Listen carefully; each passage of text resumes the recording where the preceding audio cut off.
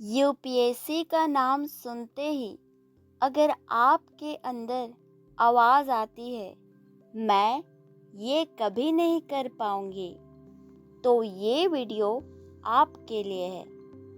एक छात्रा अपने गुरु के पास गई और बोली, गुरुदेव, जब भी यूपीएससी का नाम सुनती हूँ, अंदर से आवाज़ आती है, मैं ये कभी नहीं कर पाऊंगी। गुरु मुस्कुराए। उन्होंने कहा, बेटा, जो चीज़ तुम्हें आकर्षित कर रही है, उसे तुरंत अपना लक्ष्य मत बना लो। छात्रा ने कहा, लेकिन ये थॉट बहुत स्ट्रॉन्ग है। मुझे लगता है मैं कभी क्लियर नहीं कर पाऊंगी। गुरु ने पूछा, तुमने कहा था तुम स्टेट लेवल स्विमर रह चुकी हो। छात्रा बोली, हाँ गुरुदेव, पर वो तो बहुत पहले की बात है। गुरु बोले, अच्छा बताओ, स्विमर बनने से पहले क्या तुमने सिर्फ 2-3 वीडियो देखकर स्विमिंग सीख ली थी या सालों पानी में उतरी थी? डर के बावजूद रोज अभ्यास किया था। फिर गुरु ने कहा, बेटा, जिंदगी 2-3 आर्टिकल्स पढ़कर तय नहीं होती। करियर आकर्षण से नहीं, समर्पण से बनता है। यूपीएससी हो या कोई भी सपना, वो सिर्फ चाहने से नहीं मिलता। उसके लिए मोह नहीं, प्यार चाहिए। और प्यार का मतलब क्या है? जब मुश्किल आए फिर भी तुम उसी रास्ते पर टिके रहो। जब लोग कहें ये तुम्हारे बस की बात नहीं, फिर भी तुम रोज उसी किताब को खोलो। जब रिजल्ट फेल आए फिर भी तुम अगले साल फॉर्म भरो। गुरु बोले, आकर्षण शुरुआत करा सकता है, लेकिन मंजिल तक वही पहुंचता है जिसे उस रास्ते से प्रेम हो, और प्रेम डर से बड़ा होता है। एक दिन एक छात्रा अपने गुरु से बोली, नमस्ते आचार्य जी, मैं बचपन से एक ऐसी छात्रा रही हूँ जो हर जगह परफॉर्म करती रही है, पढ़ाई में भी और खेल में भी। 10वीं में मैंने टॉप किया था और उसी साल नेशनल लेवल पर बैडमिंटन भी खेली। फिर मैंने तय किया कि मुझे डॉक्टर बनना है। तैयारी शुरू की, लेकिन जैसे ही सब्जेक्ट्स कठिन लगे, मेरे मन में एक आवाज़ आने लगी, मैं ये एग्ज़ाम कभी नहीं क्लियर कर पाऊंगी, मुझसे नहीं होगा। छात्रा बोली, उस समय मैं डर में थी। मैं ये देख ही नहीं पा रही थी कि मैं हर सब्जेक्ट में मेहनत कर रही थी, मैं अच्छे मार्क्स ला रही थी और आखिरकार मेरा एडमिशन भी हो गया। लेकिन कहानी यही खत्म नहीं हुई। एडमिशन के बाद मैंने यूपीएससी की तैयारी शुरू की और वही डर फिर वापस आने लगा। आचार्य जी, क्या हर बड़ा सपना डर के साथ ही आता है? तैयारी धीरे धीरे शुरू हुई, लेकिन एक अजीब बात फिर हुई। जो कॉन्सेप्ट मुझसे तेज समझ रहे थे, जब मैंने उन लोगों को देखा जो मुझसे पहले से तैयारी कर रहे थे, तभी मेरे अंदर फिर वही आवाज़ उठी, मैं नहीं कर पाऊंगी। जब समझने में कठिनाई आई तो हेल्प लेने की जगह मेरा डर और मजबूत हो गया।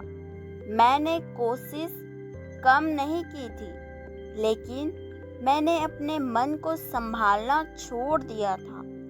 मैं हर बार वर्स इमेजिन करती रही, कहीं सिलेक्शन ना हो जाए, कहीं मैं पीछे ना रह जाऊं। और इसी डर में मैं ये देख ही नहीं पाई कि जब मैंने पहले तैयारी की थी तो मैं यूनिवर्सिटी में टॉप कर चुकी थी। तब पहली बार मुझे एहसास हुआ, मैं मेहनत करती हूँ, मैं फोकस करती हूँ और जब किसी लक्ष्य से जुड़ती हूँ तो उसे हासिल भी कर लेती हूँ। लेकिन फिर मैंने क्लिनिकल यूनिवर्सिटी में एडमिशन लिया और वहाँ जाकर डर पहले से भी बड़ा हो गया। मुझे लगने लगा ये लोग मुझसे बेहतर है, इनको सब पता है, शायद ये मेरा रास्ता ही नहीं है। मैं यहाँ तक डरते डरते पहुँची थी और अब मुझे खोने का डर इतना ज़्यादा हो गया था कि मैं अपने लक्ष्य की ओर खुलकर मेहनत ही नहीं कर पा रही थी। धीरे धीरे मेरे अंदर गिल्ट आने लगा, मैं गलत हूँ, मैंने बहुत बड़ा ब्लंडर कर दिया, मैंने शायद गलत फैसला लिया। और फिर सबसे बड़ा सवाल सामने खड़ा था, अब आगे क्या? मैं अपने जीवन का लक्ष्य कैसे तय करूं? कौन सा डिसीजन सही होगा?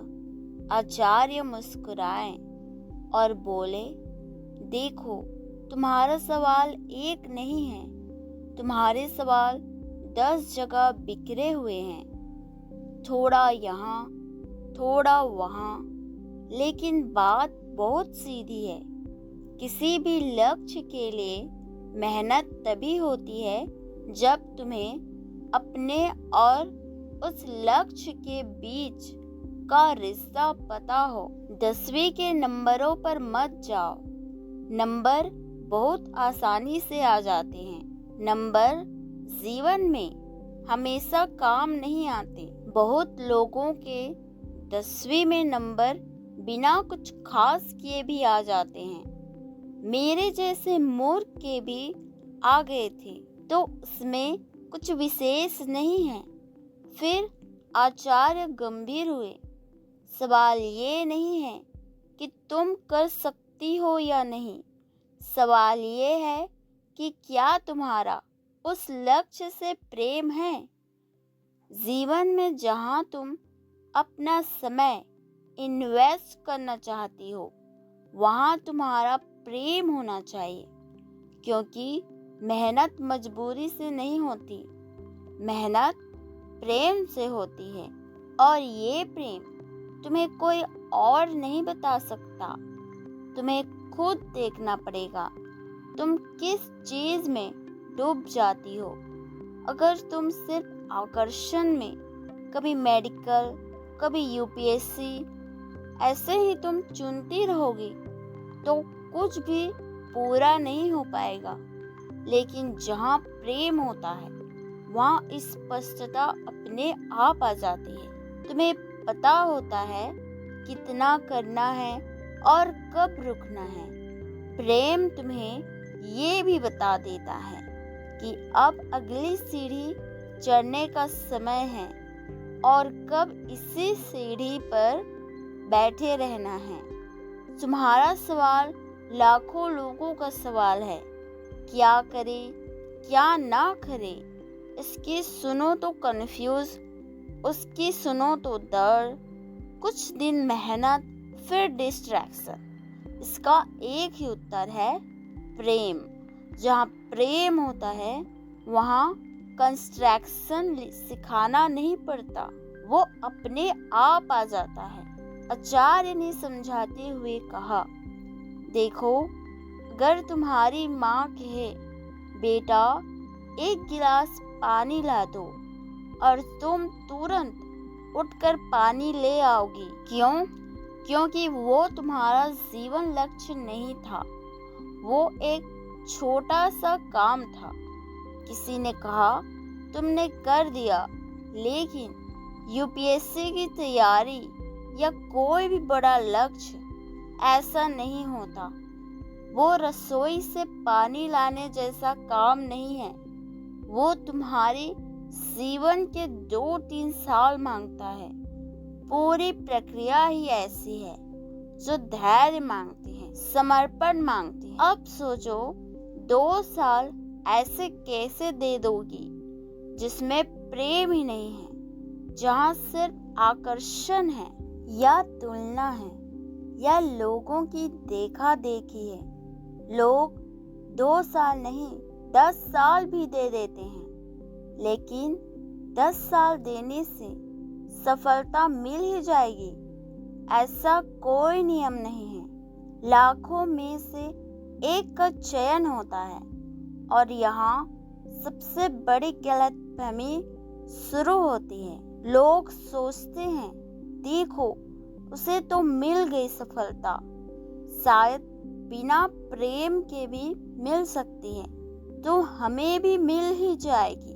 और उस एक को देखकर हजारों लोग उसी रास्ते पर चल पड़ते हैं, बिना यह जाने कि उस एक के अंदर कितनी गहराई थी, कितना सच्चा लगाव था। सिर्फ नतीजा दिखता है।